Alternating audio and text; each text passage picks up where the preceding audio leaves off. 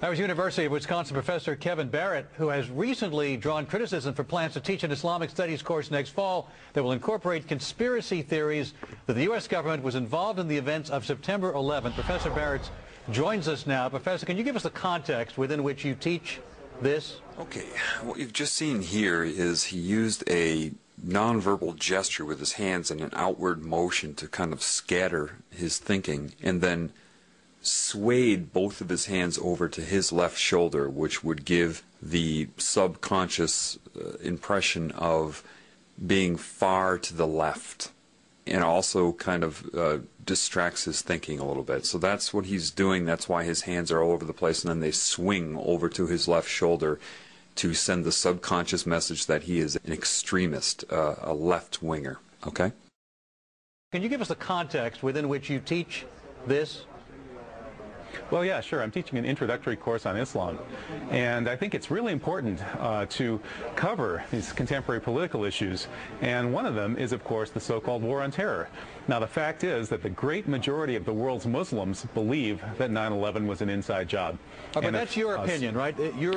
Again, manipulation is all about timing and redirecting and trying to take control of somebody when they're speaking. Here, you see a great example of that by saying that's your opinion, even though he just stated there's a vast number of people that are waking up, even though he specifies the Muslim community. That's not true. It's all over the world. So the journalist's responsibility to misdirect his thinking and to mislead you is to follow up and say, but that's your opinion, even though he stated that it wasn't just his opinion. But it doesn't matter, because people believe what they hear from newscasters. They take in the barrage of words, and the newscaster here understands that. So if he says that, he plants that seed. Now, the fact is that the great majority of the world's Muslims believe that 9/11 was an inside job. Oh, but that's your opinion, right? You're offering your opinion that there was an inside job. Well, after studying the evidence pretty intensively for 2.5 years, I am convinced that 9/11 was, in fact, an inside job. And are students required to regurgitate that in some way in order to do well in your class? Again, more manipulation. I'm sure you caught that.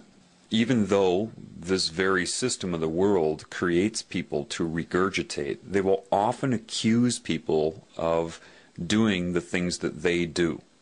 That's just part of it, okay? So by saying our students required to regurgitate that gives the subconscious impression that he is controlling their minds and not teaching them to think, when in actuality, to be able to see through the media, to be able to see what is going on, is not regurgitation. Any person that does regurgitate and only memorize and not think would not be able to see through it anyway. It doesn't matter. This is reverse psychology. This is just not even that. It's just manipulation. It's just name calling. It's I'm rubber, you're glue. Again, this is a way that he disrupts the guy's thinking with petty comments like that. He knows that this type of person would never want anybody to regurgitate anything, because that doesn't allow them to learn to think. Doesn't matter. If there's an audience to this, he plants that seed again. Well, after studying the evidence pretty intensively for 2.5 years, I am convinced that 9/11 was, in fact, an inside job. And are students required to regurgitate that in some way in order to do well in your class? That's ridiculous. No, I'm not interested in making students regurgitate anything. All right, Mr. Barrett, Sean Hannity here. Do you really believe that 9/11 was an inside job? Okay, Sean Hannity. I never watched Fox News before, but within seconds of seeing this guy, you can just see that he is a snake. At least he is currently conducting himself as such. Now, this is pretty basic what he's doing. He's not giving eye contact. He's pretending to be bored with the guy's very presence. And this is a way to discredit him that way, as if he's just some sort of gnat and not even worth considering, and that's why he's purposely looking down and acting bored when he talks to him. Secondly, he uses the word believe. Do you really believe? To believe is not to know, and that's why he's stressing that. And again, you're going to start to see extreme manipulation from this Mr. Hannity. All right, Mr. Barrett, Sean Hannity here. Do you really believe that 9/11 was an inside job, not just 9/11, but Madrid and Bali and the Zakawi operation? Well, you know, actually... hang on a second. Okay. Fair. All right, so what he does is he tries to take control of this conversation right away. He insinuates something, and the professor was smart enough to catch what he was saying, and then when he tried to respond to that, he interrupts him to take control. Now, notice, and I'll point this out in a little bit, when he puts his hand up in the OK sign, you're about to learn what that really means and what they use it for. But for now, just understand that that's how they'll do it. They'll insult you while they speak and try to continue speaking before you can actually reply to it. And therefore, it makes the professor look nuts. You know what I mean? Because if people don't catch this neuro-linguistic programming, if they don't catch the manipulation, you know, which is comprises the majority of the audience anyway, nevertheless, if they don't catch it, then he can do that. He can take those cheap shots, and when the professor tries to correct those, then he interrupts him, says, hey, hold on, you know, and then tries to make him look rude for interrupting and take control over him and disrupt his thinking at the same time. Well, you know, actually... hang on a second. Do you believe personally that these are inside jobs, yes or no? It's not quite that simple. Okay, believe personally, that's another way to plant that into your psyche, that it is just he that believes this, and then he uses the yes or no trap, because that is, again, misleading if you can't see that. The way he twisted around that question would not allow the professor to be able to give a yes or no answer, because he injected manipulation into the question itself. So, when the professor tries to say that, of course, then it puts him under pressure.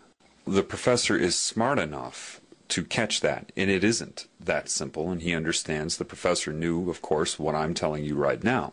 However, time is ticking.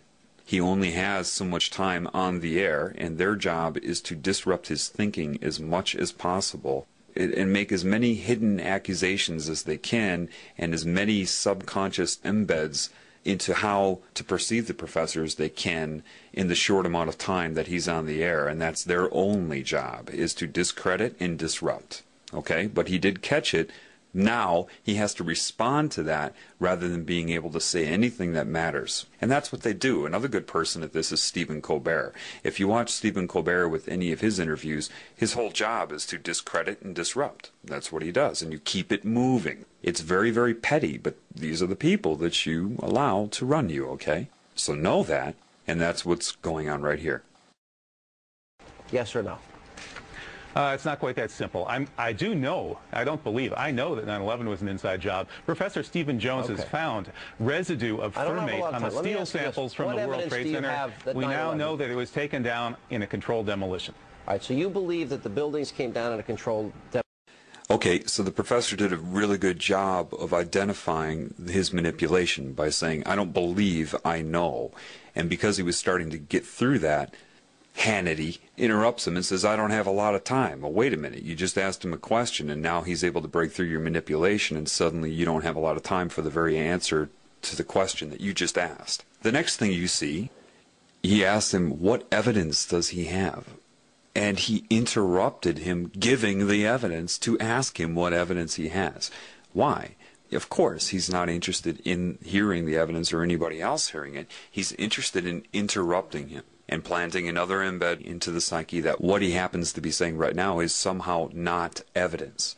It's all misdirection of focus, redirection of focus, disrupting, interrupting, gaining control, and, you know, it's this very petty, they rely on these petty techniques. Now, at the end of this, he does something that a lot of you probably aren't aware of.